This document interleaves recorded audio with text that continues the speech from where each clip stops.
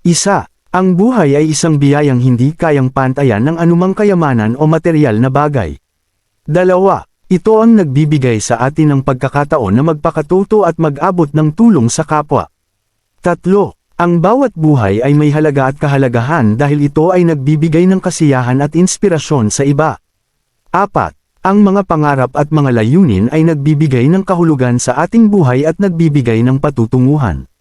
5. Ang buhay ay nagbibigay sa atin ng mga pagkakataong magmahal at magpakita ng kabutihan sa kapwa.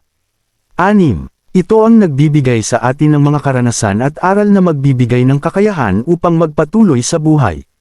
7. Ang mga desisyon at mga kilos na ating ginagawa ay nagbabago sa takbo ng ating buhay at ng iba. 8. Ang buhay ay nagbibigay sa atin ng pagkakataon na mag-explore, matuto, at lumawak ang ating kaalaman. 9. Ito ang nagbibigay sa atin ng pagkakataon na lumikha ng mga bagay na magbibigay ng kahulugan at kabuluhan sa ibang tao. 10.